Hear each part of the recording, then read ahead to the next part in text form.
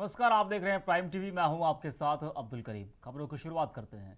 देश भर में पेट्रोल और डीजल के दाम आसमान छू रहे हैं, तो वहीं आगरा में भी बड़े डीजल पेट्रोल दामों को लेकर लोगों की राय क्या है, इसके बारे में आगरा से हमारे संवाददाता ममता भारद्वाज ने लोगों से बात की। बड़ी कीमतों को लेकर लोगों की क्या राय है, आइए आपको दिखाते हैं। पेट्रोल और डीजल के जिस तरह आप देख रहे हैं कि दाम बढ़ रहे हैं, इससे जनता पर क्या फ़र्क पड़ता है। तो हम आ चुके हैं मधु हाईवे फ्लाइंग स्टेशन पर। यहाँ आइए जानते हैं और यहाँ ग्राहकों से कुछ बात करते हैं कि इनका क्या कहना है पेट्रोल और डीजल के बढ़ते दामों को लेकर। सर, जिस तरह पेट्रोल और डीजल के दाम बढ़ रहे हैं और आप इसको लेकर क्या कहते हैं, क्या मानना है आपका इसको लेकर? हम सरकार को ही दोष दे सकते हैं, लेकिन हमारी तो मजबूरी है पेट्रोल डलवाना। सरकार तो कहते बड़े बड़े वादे थे कि 35 रुपये पेट्रोल मिलेगा, 35 रुपये डीजल मिलेगा, लेकिन उसके नाम पर सिर्फ धोखे के अलावा और कुछ नहीं हुआ। बस ये है कि अब काम तो करना ही है, तो मजबूरी है पेट्रोल डलाना हमारा। अब और इससे ज़्यादा तो कुछ कह नहीं सकते सरकार के बारे में। तो वो कुछ कहेंगे तो वो मुकदमे लग जाएंगे। तो आप मानते हैं कि मतलब इस सरकार में अगर कुछ कहेंगे तो सच्चाई कहने पर मुकदमे लग जाते हैं? बिल्कुल बिल्कुल, ये तो फैक्ट है। कौन किसको नहीं मालूम, सच बोल कौन रहा है बताइए आप। वो तो आप पूछ रहे हैं, नहीं तो मीडिया सच बोल कर रही है। मीडिया खुद सच नहीं बोल रही। मैं तो आपको सलाम करता हूँ जो आप सच बोलने के लिए आए। हाँ सर, जिस तरह पेट्रोल और डीजल के लगातार दाम बढ़ रहे हैं, इसका क्या आपका क्या कहना है इसको लेकर के? इसका क्या कहना है, सरकार जो कुछ दे रही है पेट्रोल डीजल में दे रही बड़ा के किसानों ने सबन ने जो सलो और कहते ना ला रहे। डीजल 100 पे जाए भाव है। हर साल एक दिन में 1 पॉइंट घट रहा है। कल 16 ही, आज 15 रहेगी, कल 14 रह जाएगी। मौजूद है हमारे साथ मधु हाईवे पेट्रोल पंप के मैनेजर सर, और ये इनसे भी बात करते हैं और जानते हैं बढ़ती दामों को लेकर बात करते हैं। सर, क्या नाम है? मैं कहना ये चाहता हूँ कि बढ़ता हुआ पेट्रोल और डीजल का जो भाव है, इससे आम जनता को बहुत ज़्यादा परेशानी झेलनी पड़ रही है। क्योंकि देखो, आर्थिक स्थिति ऑलरेडी सबकी ख़राब हो चुकी है। लॉकडाउन के बाद लोग बहुत परेशान हैं, रोज़गार है नहीं है। जब लोगों के पास रोज़गार नहीं है तो ऑलरेडी वो अपने बाइक या गाड़ियों में पेट्रोल डीजल लेते हैं। जो पेट्रोल 60-65 रुपये लीटर चलता था, आज वो 80-85 को पार कर चुका है। डीजल का भाव जो है आज प्रेजेंट में आपका 76 रुपये के कुछ पैसे है। पेट्रोल आपका 85 रुपये कुछ पैसे चला चुका है। तो इससे क्या है, जनता के आर्थिक स्थिति बड़ी बेकार हो रही है, उसके जेब पर प्रभाव पड़ रहा है। वैसे भी रोज़गार नहीं है, लोगों का जीवन यापन अपना करने में बहुत ज़्यादा परेशानी उठानी पड़ रही है। सरकार इस पर कोई भी अभी ध्यान नहीं दे रही है, जबकि ये मूल समस्या है कि बिना पेट्रोल डीजल के भाव कम करे बिना लोगों का रोज़मर्रा की ज़िंदगी में कहीं ना कहीं व्यवस्थाओं को भंग हो रही है। उनके पेट्रोल डीजल के भाव रोज़ बढ़ने के से उनके जेब पर असर पड़ रहा है। तो मैं ये गुजारिश करता हूँ सरकार से कि पेट्रोल डीजल के भाव कम किए जाएं, ताकि जो गरीब वर्ग है या निम्न वर्ग है उनको सहायता मिले, उनको पेट्रोल डीजल सस्ता मिले। तो ये थे हमारे साथ मधु फिलिंग स्टेशन के मैनेजर, जिन्होंने बताया कि पेट्रोल और डीजल के बढ़ते दामों को लेकर आम जनमानस पर किस तरह का प्रभाव पड़ रहा है, किस तरह उनकी जेबों पर डांका पड़ रहा है। आगरा से ममता भारद्वाज, प्राइम टीवी। तो आगरा के बाद अब आपको हम ले चलते हैं लखनऊ और अलीगढ़। वहां भी जनता की राय क्या है बढ़ते हुए पेट्रोल डीजल के दामों को लेकर, आइए आपको हम सुनाते हैं। इस वक्त मौजूद हैं हम अलीगढ़ के कूलर रोड पर स्थित भारत पेट्रोल पंप पर। आज हम बात करते हैं पेट्रोल की बढ़ती कीमतों को लेकर। डीजल और पेट्रोल की दाम धीरे धीरे आसमान छूते जा रहे हैं। हाल ही में अभी पेट्रोल पर कीमत बढ़ चुकी है। आपको बता दें, पूरी साल के अंदर 3 रुपये 83 पैसे तकरीबन पेट्रोल पर बढ़ाए जा चुके हैं, और जिससे जनता पर काफ़ी असर पड़ सकता है। आइए जानते हैं हम आम जनता की राय कि पेट्रोल की बढ़ती कीमतों को लेकर उनकी क्या राय है। क्या नाम है आपका? ये मेरा नाम विकास है। पेट्रोल और डीजल की कीमतें दिन पर दिन बढ़ती जा रही हैं, क्या लगता है आपको? जैसा कि आप जानते हो, बेरोजगारी दिन पे दिन बढ़ती जा रही है और सरकार भी पेट्रोल डीजल के दाम दिन पे दिन बढ़ा रही है। ये जनता पर बहुत बड़ा बोझ है। और अभी 2020 और 21 का जो बजट आया था, हम लोगों को बहुत उम्मीद थी कि हमारे लिए बहुत फ़ायदे की बात होगी उसमें। लेकिन AIDC पर जिस तरह सरकार ने पेट्रोल पर 2.3 और डीजल पर 4 पॉइंट केस बढ़ाया है, वो बहुत ही ज़्यादा चिंताजनक है। इस वक्त क्या करते हैं आप? स्टूडेंट हैं? मैं स्टूडेंट हूँ भैया।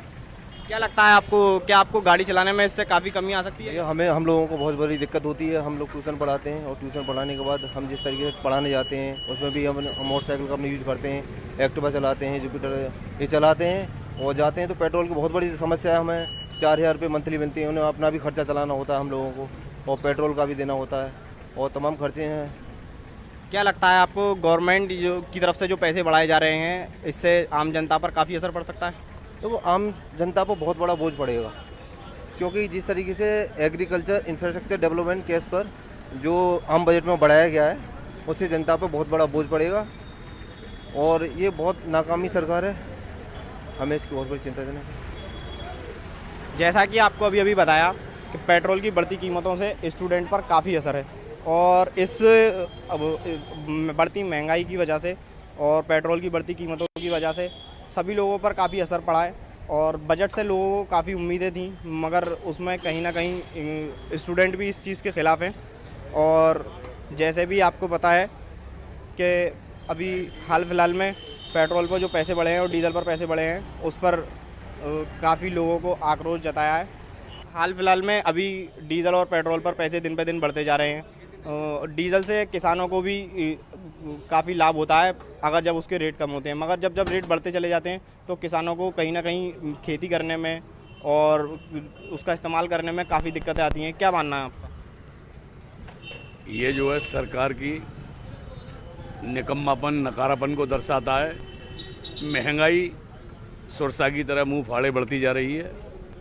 पेट्रोल डीजल जब कांग्रेस की मनमोहन सरकार थी उस समय $150 प्रति बैरल था, उस समय 80 का रेट था और आज इंटरनेशनल मार्केट में क्रूड ऑयल का जो लागत है, कीमत है, मात्र $40 प्रति बैरल है। ये बड़ी शर्म की बात है। इस समय 30 रुपये प्रति लीटर पेट्रोल होना चाहिए और गैस के LPG के भी दाम बढ़ाए जा रहे हैं। इससे साबित होता है कि सरकार किसान विरोधी है। सरकार किसान विरोधी है, जनता की विरोधी है। ये महंगाई को बढ़ा रही है और जो भी लाभ हो रहा है ये अडानी अंबानी को दिया जा रहा है। किसानों की जरा भी चिंता नहीं है। किसान भूखे धरने पर बैठे हुए हैं। आज 70 दिन हो चुके हैं, 70-75 दिन, लेकिन सरकार किसानों के नाम पर, बेरोजगारी के नाम पर, शिक्षा के नाम पर, विकास के नाम पर सत्ता में आई थी। लेकिन उसके बाद मोदी सरकार, शर्म करो। अगर तुम में जरा भी शर्म बाकी है तो तुरंत इस्तीफा दो। क्या लगता है आपको, किसान जिस तरह से डीजल को भी लेकर कहीं ना कहीं विरोध प्रदर्शन कर रहे हैं, क्या ये सही कर रहे हैं? बहुत सही कर रहे हैं। ये किसान, मैंने बता दिया है, ये सिर्फ अपने उद्योगपति मित्रों को लाभ दे रही है, क्योंकि वो चुनावों में सरकार को फंडिंग करते हैं। उसी से ये सरकार, ये मोदी और योगी की कहाँ चल रही है? ये मोदी सरकार कहाँ है? ये तो अडानी अंबानी की सरकार है। आप बिल्कुल निश्चिंत मानिए, जनता उखाड़ फेंकेगी ऐसी सरकार को। डीजल, पेट्रोल, LPG सिलेंडर जो 300 रुपये का मिलता था आज 800 रुपये का हो गया है। सब्सिडी ख़त्म कर दिया। अरे कुछ नहीं है भाई, ये कुछ नहीं करेंगे। जो किसानों की, जवानों की, नौजवानों की, बेरोजगारों की, शिक्षकों की बातें करते थे वो सब ख़त्म कर दिया इन्होंने। बिल्कुल कहीं भी कोई कंट्रोल नहीं कर पा रहे हैं महंगाई को। जैसा कि अभी बताया कि लोग इसका काफ़ी विरोध कर रहे हैं डीजल और पेट्रोल की बढ़ती महंगाई को लेकर। और जैसा कि अभी हमने बताया, हमने लोगों से जाना कि स्टूडेंट को भी काफ़ी दिक्कत हो रही है और किसानों को भी। किसानों की जो विरोध प्रदर्शन चल रहा है वो कहीं ना कहीं बहुत ज़्यादा लोगों को ठेस पहुंचा रहा है, क्योंकि किसानों का विरोध प्रदर्शन जारी है और सरकार अपने फैसले से पीछे हटने के लिए तैयार नहीं है। वहीं डीजल और पेट्रोल की कीमत की बात करें तो वो भी दिन पर दिन बढ़ती जा रही है। हर रोज़ पेट्रोल और डीजल के दाम आसमान छू रहे हैं, मगर लोगों को काफ़ी इससे परेशानी हो रही है, लोगों को काफ़ी इससे नुकसान हो सकते हैं। लोगों की मांग है कि मतलब सरकार उसको, पेट्रोल और डीजल की कीमतों को कम करें। जैसा कि अभी आपको बताया कि लोगों ने अब तो सरकार से उम्मीदें भी करना कम कर दी हैं कि किसान विरोधी सरकार बताई जा रही है। और देखते हैं ये कब तक ये युद्ध चलता है और कब तक इस महंगाई पर सरकार काबू पा पाती है। अलीगढ़ से प्राइम टीवी के लिए शहजी अब्बास। क्या नाम है आपका? मुन्ना नाम है। ये जो तेल का रेट, डीजल और पेट्रोल का रेट जो इतना महंगा हो गया है, इसके बारे में क्या कहना चाहेंगे? भैया रेट तो महंगा हो गया है, लेकिन रेट थोड़ा कम होना चाहिए। और पहले कितने का तेल डलाते थे, अब कितने का डलाते हैं? पहले 50 रुपये का डलवाते थे तो अच्छा खासा आ जाता था, अब 30 रुपये का डलवाते हैं, क्या करें। ये महंगाई जो तेल की हुई है, सरकार से क्या कहना चाहेंगे कि तेल की महंगाई कम होनी चाहिए? महंगाई तो कम होना चाहिए, हर चीज़ में महंगाई हो गई है तो कम तो होना ही चाहिए महंगाई। ये जो पेट्रोल का रेट इतना महंगा है, पेट्रोल और डीजल का, इसके बारे में क्या कहेंगे? इसका कहेंगे का ये मतलब हम लोगों की ज़्यादा भार पड़ रहा है ना, हमें क्या आम पब्लिक पे परेशानी हो रही है। हाँ। लोगों को पेट्रोल और डीजल के रेट नहीं, से इससे और किसानों को भी इससे नहीं, बहुत परेशानी है। किसान क्या जो सिंचाई है जो 150 रुपये घंटा लेते थे, अब इंजन वाले 200 रुपये लेते हैं। अच्छा। और बिजली बिल बढ़ने से अब वो प्रति घंटे बार वो भी बढ़ा दिए सिंचाई जो बिजली टेबल से। क्या कहना चाहिए?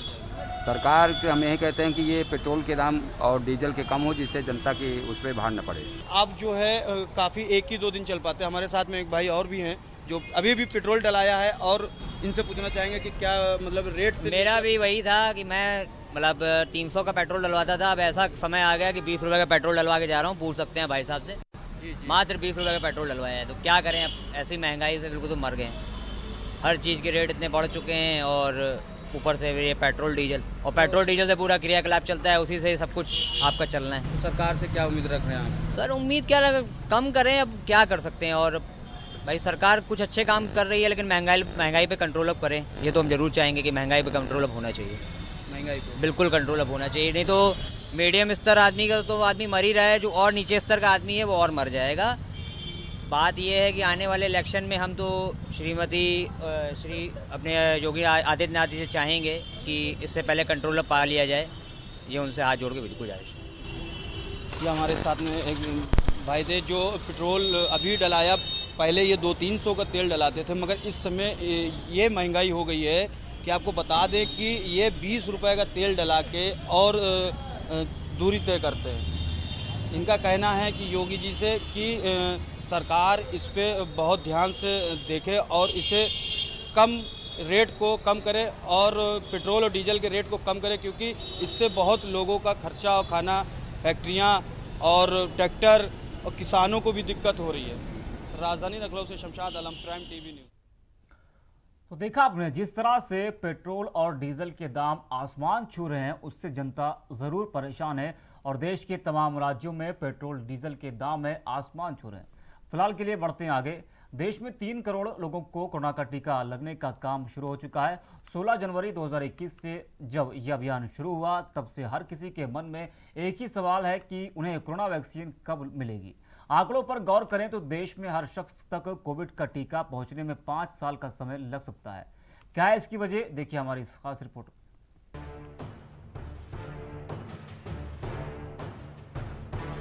देश में इस वक्त कोविड की 2 वैक्सीन उपलब्ध है, जो करीब 130 करोड़ लोगों को लगाई जानी है। शोधकर्ताओं के एक समूह की ओर से जारी आंकड़ों की माने तो सीरम इंस्टीट्यूट द्वारा निर्मित कोविशील्ड और कोवैक्सीन आम आदमी तक पहुंचने में कई साल लग सकते हैं। फिलहाल उम्मीद जताई जा रही है कि अगले 6 महीने के दौरान हर राज्य में गंभीर रोगियों, स्वास्थ्य कर्मियों और फ्रंटलाइन कार्यकर्ताओं को कोरोना का टीका लगा दिया जाएगा। एक रिपोर्ट के मुताबिक शोधकर्ताओं ने बताया कि पूरे देश की आबादी का टीकाकरण बिल्कुल अलग चीज है।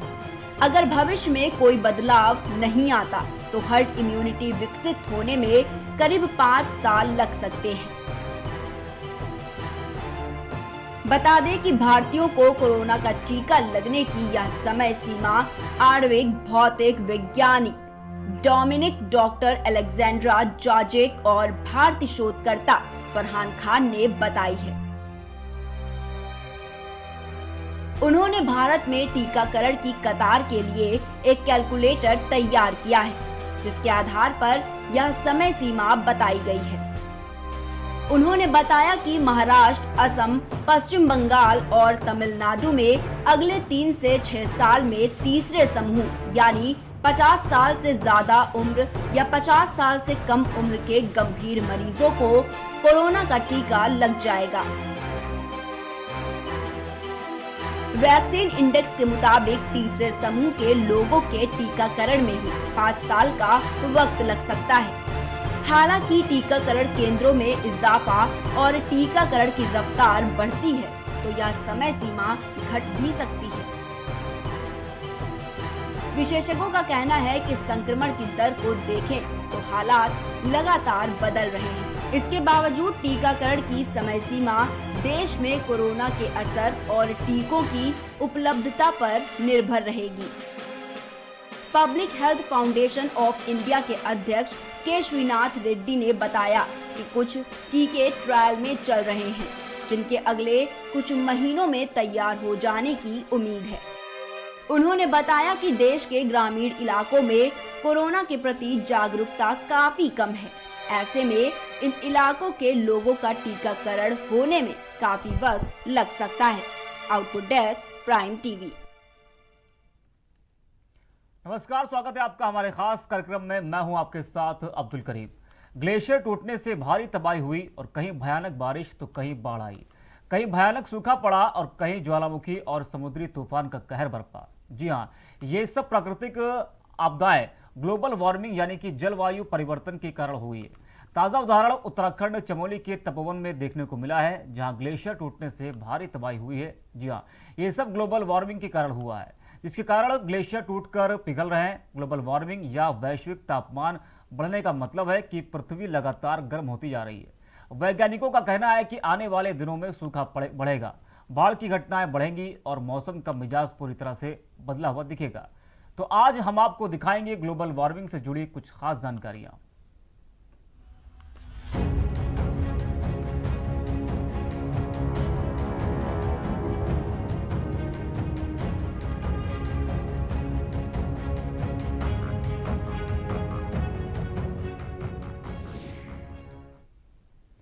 ग्लोबल वार्मिंग आखिर क्या है, इसका आम जिंदगी पर क्या प्रभाव पड़ सकता है या पड़ रहा है?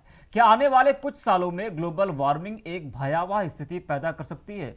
और अगर भयावह स्थिति हुई तो इसका एक महत्वपूर्ण कारण मानव भी होगा। तो चलिए जानते हैं इसके बारे में। क्या है ग्लोबल वार्मिंग? आसान शब्दों में समझा जाए तो ग्लोबल वार्मिंग का अर्थ है पृथ्वी के तापमान में वृद्धि और इसके कारण मौसम में होने वाले परिवर्तन यानी जलवायु परिवर्तन। पृथ्वी के तापमान में हो रही इस वृद्धि के परिणाम स्वरूप बारिश के तरीकों में बदलाव, हिमखंडों और ग्लेशियरों के पिघलने, समुद्र के जलस्तर में वृद्धि और वनस्पति तथा जंतु जगत पर प्रभावों के रूप के सामने आ सकते हैं।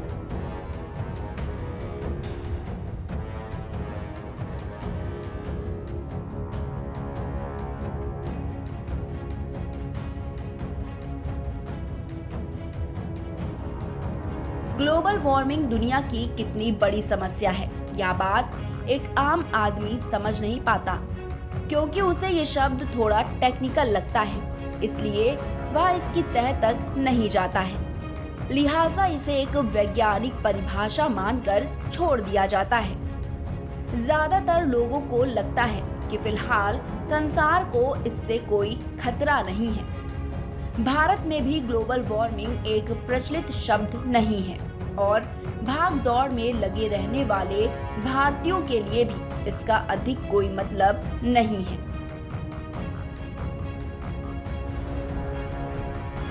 लेकिन विज्ञान की दुनिया की बात करें तो ग्लोबल वार्मिंग को लेकर भविष्यवाणियां की जा रही हैं।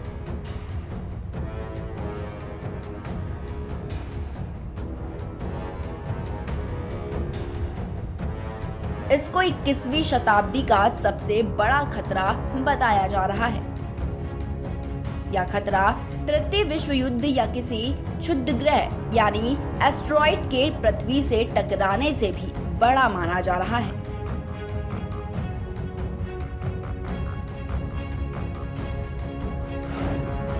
ग्लोबल वार्मिंग बढ़ने का कारण। ग्लोबल वार्मिंग होने का सबसे बड़ा कारण जलवायु परिवर्तन, जिसके लिए सबसे अधिक जिम्मेदार ग्रीन हाउस गैस है। और ग्रीन हाउस गैसें वे गैसें होती हैं जो बाहर से मिल रही गर्मी या ऊष्मा को अपने अंदर सोख लेती है।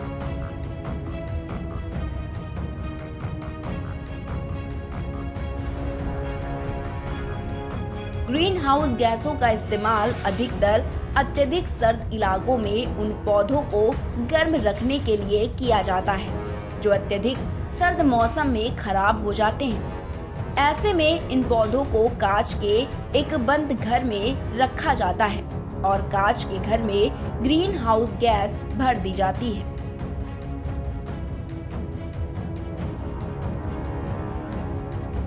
यह गैस सूरज से आने वाली किरणों की गर्मी सोख लेती है और पौधों को गर्म रखती है। ठीक यही प्रक्रिया पृथ्वी के साथ होती है। सूरज से आने वाली किरणों की गर्मी की कुछ मात्रा को पृथ्वी द्वारा सोख लिया जाता है। इस प्रक्रिया में हमारे पर्यावरण में फैली ग्रीन हाउस गैसों का महत्वपूर्ण योगदान है।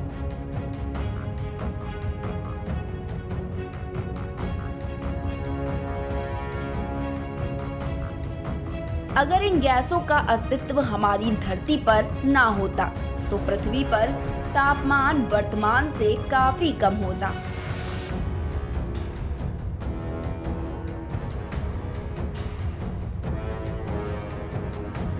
ग्रीन हाउस गैसों में सबसे ज्यादा महत्वपूर्ण गैस कार्बन डाइऑक्साइड है, जिसे हम जीवित प्राणी अपने सांस के साथ उत्सर्जित करते हैं। पर्यावरण वैज्ञानिकों का कहना है कि पिछले कुछ वर्षों में पृथ्वी पर कार्बन डाइऑक्साइड गैस की मात्रा लगातार बढ़ती जा रही है। वैज्ञानिकों द्वारा कार्बन डाइऑक्साइड के उत्सर्जन और तापमान वृद्धि में गहरा संबंध बताया जाता है। ग्लोबल वार्मिंग में 90% योगदान मानव जनित कार्बन उत्सर्जन का है। ग्लोबल वार्मिंग में 40% योगदान तो सिर्फ कॉस्मिक विकिरण का है।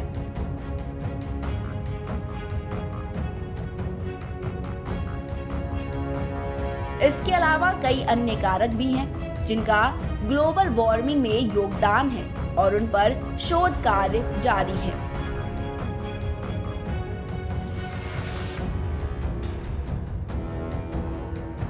अगर बात की जाए जलवायु परिवर्तन के प्राकृतिक कारण की, तो इसका पहला कारण है महाद्वीपों का खिसकना। जी हाँ, आज हम आप जो द्वीप देख रहे हैं वो पृथ्वी की उत्पत्ति के साथ ही बने हैं। समुद्र की लहरों और हवा के बहाव के कारण ये लगातार खिसक रहे हैं।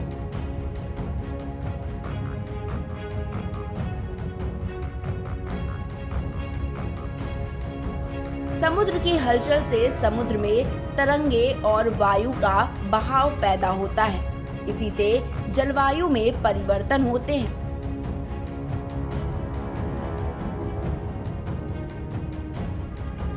तो वहीं दूसरा कारण ये है कि जब भी कोई ज्वालामुखी फूटता है तो उसमें से भारी मात्रा में सल्फर डाइऑक्साइड, पानी, धूल और राख के कण वातावरण में घुल मिल जाते हैं।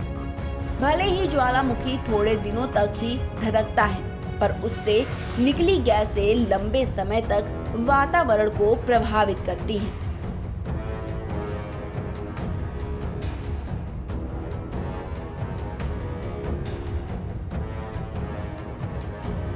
उनसे निकले गैस व धूल के कण सूर्य के प्रकाश को रोक देते हैं, जिससे तापमान कम हो जाता है।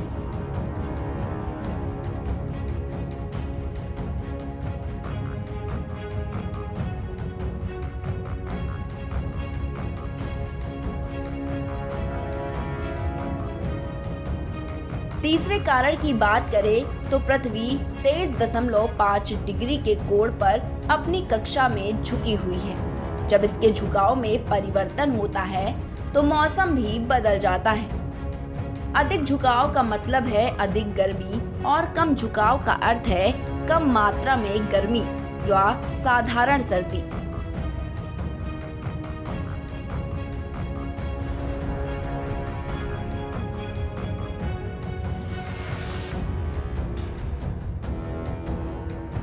समुद्र की समुद्री तरंगे भी जलवायु परिवर्तन का एक प्रमुख कारण है।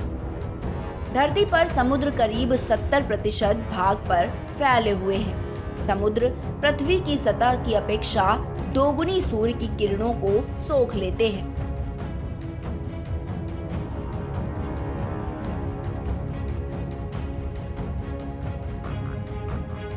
समुद्री तरंगों के माध्यम से पूरी पृथ्वी पर काफी बड़ी मात्रा में गर्मी का प्रसार होता है। सबसे बड़ा कारण तो मानवीय कारण है, क्योंकि कार्बन डाइऑक्साइड आदि ग्रीन हाउस गैसों का वायुमंडल में बहुत तादाद में बढ़ना जलवायु परिवर्तन का मुख्य कारण है।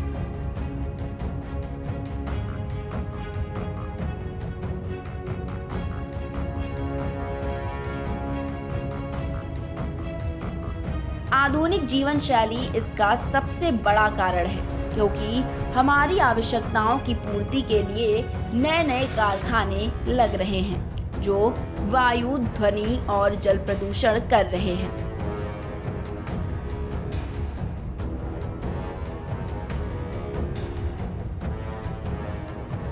उनका कचरा नालियों के जरिए नदियों में होता हुआ समुद्र में पहुंचता है, जिससे जलीय जंतु मर जाते हैं। मोटर वाहनों से वायु प्रदूषण होता है। कागज और लकड़ी की आवश्यकता की पूर्ति के लिए पेड़ों को काटा जा रहा है, जिससे ग्रीन हाउस गैसों की बढ़ोतरी हो रही है।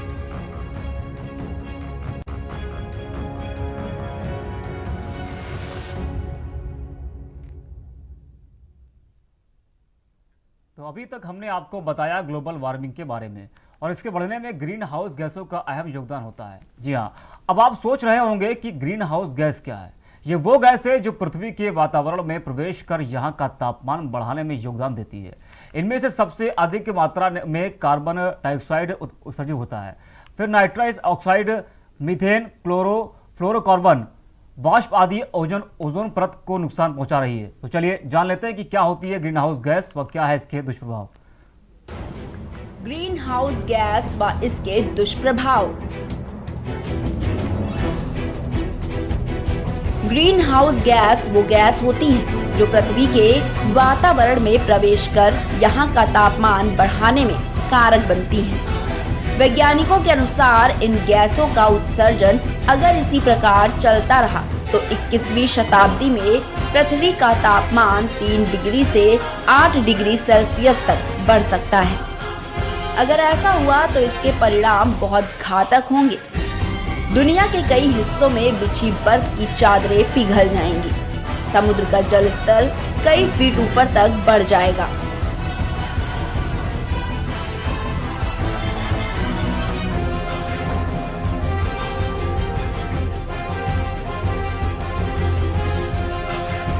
समुद्र के इस बर्ताव से दुनिया के कई हिस्से जलमग्न हो जाएंगे। भारी तबाही मचेगी। यह तबाही किसी विश्व युद्ध या किसी एस्टेरॉयड के पृथ्वी से टकराने के बाद होने वाली तबाही से भी बढ़कर होगी।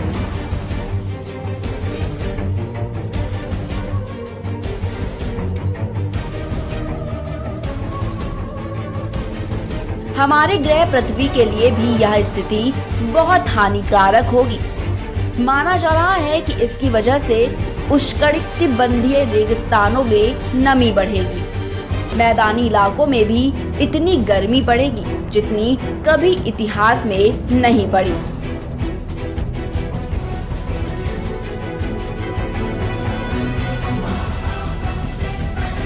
इस वजह से विभिन्न प्रकार की जानलेवा बीमारियां पैदा होंगी।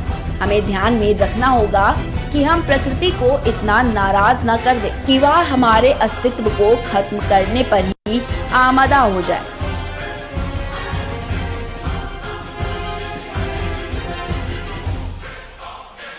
हमें इन सब बातों का ख्याल रखना पड़ेगा।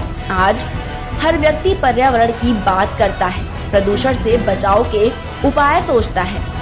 व्यक्ति स्वच्छ और प्रदूषण मुक्त पर्यावरण में रहने के अधिकारों के प्रति सजग होने लगा है और अपने दायित्वों को समझने लगा है। वर्तमान में विश्व ग्लोबल वार्मिंग के सवालों से जूझ रहा है। इस सवाल का जवाब जानने के लिए विश्व के अनेक देशों में वैज्ञानिकों द्वारा प्रयोग और खोजें हुई हैं। उनके अनुसार अगर प्रदूषण फैलने की रफ्तार इसी तरह बढ़ती रही तो अगले 2 दशकों में धरती का औसत तापमान 0.3 डिग्री सेल्सियस प्रति दशक के दर से बढ़ेगा, जो चिंताजनक है।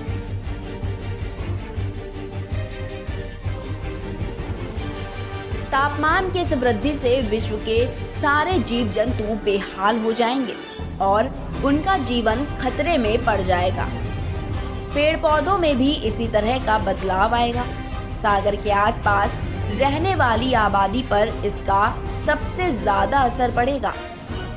जल स्तर ऊपर उठने के कारण सागर तट पर बसे ज्यादातर शहर इन्हीं सागरों में समा जाएंगे। हाल ही में कुछ वैज्ञानिक अध्ययन बताते हैं कि जलवायु में बिगाड़ का सिलसिला इसी तरह जारी रहा तो कुपोषण और विषाणु जनित रोगों से होने वाली मौतों की संख्या में भारी बढ़ोतरी हो सकती है।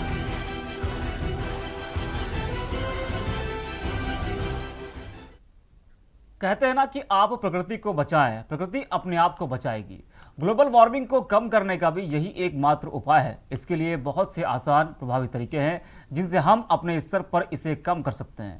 तो चलिए जान लेते हैं कि हम ग्लोबल वार्मिंग को रोकने के लिए क्या उपाय करने चाहिए। ग्लोबल वार्मिंग रोकने के उपाय। इस पारिस्थितिक संकट से निपटने के लिए मानव को सचेत रहने की जरूरत है। दुनिया भर की राजनीतिक शक्तियां इस बहस में उलझी हैं कि गर्माती धरती के लिए किसे जिम्मेदार ठहराया जाए।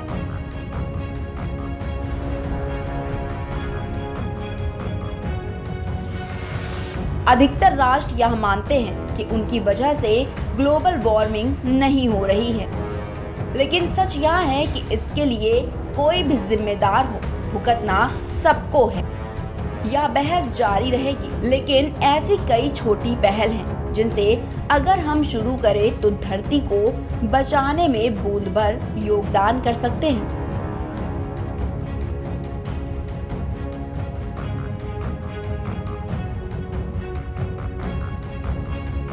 ग्लोबल वार्मिंग को रोकने का कोई इलाज नहीं है। इसके बारे में सिर्फ जागरूकता फैलाकर ही इससे लड़ा जा सकता है। हमें अपनी पृथ्वी को सही मायनों में ग्रीन बनाना होगा।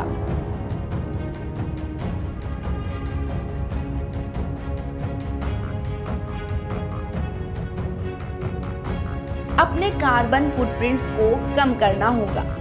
हम अपने आसपास के वातावरण को प्रदूषण से जितना मुक्त रखेंगे, इस पृथ्वी को बचाने में उतनी ही बड़ी भूमिका निभाएंगे।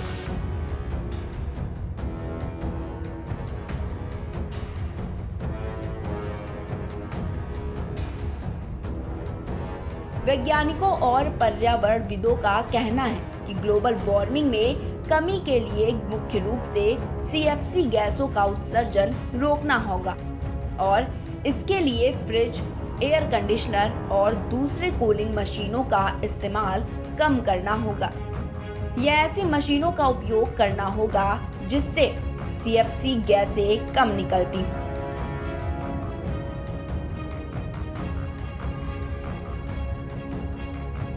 औद्योगिक इकाइयों की चिमनियों से निकलने वाला धुआं हानिकारक है और इनसे निकलने वाला कार्बन डाइऑक्साइड गर्मी बढ़ाता है। इन इकाइयों में प्रदूषण रोकने के उपाय करने होंगे।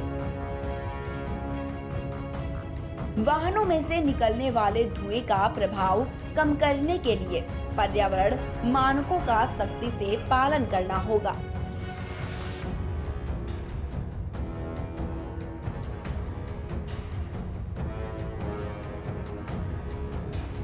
उद्योगों और खासकर रासायनिक इकाइयों से निकलने वाले कचरे को फिर से उपयोग में लाने लायक बनाने की कोशिश करनी होगी और प्राथमिकता के आधार पर पेड़ों की कटाई रोकनी होगी और जंगलों के संरक्षण पर बल देना होगा।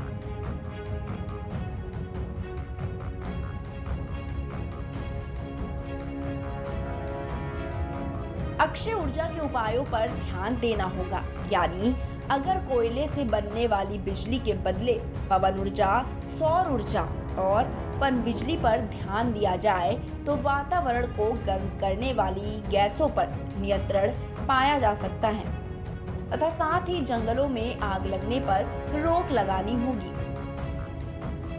जितना हो सके प्रकृति की रक्षा करें, वृक्षारोपण करें, प्रदूषण कम फैलाएं, एसी फ्रिज का उपयोग भी थोड़ा कम करें, आम बल्बों के स्थान पर CFL का प्रयोग करें। Output desk, prime TV. जी हाँ, अगर अपनी धरा को बचाना है तो हमें अपनी पृथ्वी को स्वच्छ बनाना है। इसके लिए मानव में जागरूकता को फैलाना है, तभी ग्लोबल वार्मिंग के बढ़ते खतरे को रोका जा सकता है। तो आज के लिए इतना ही। बने रहे प्राइम टीवी के साथ।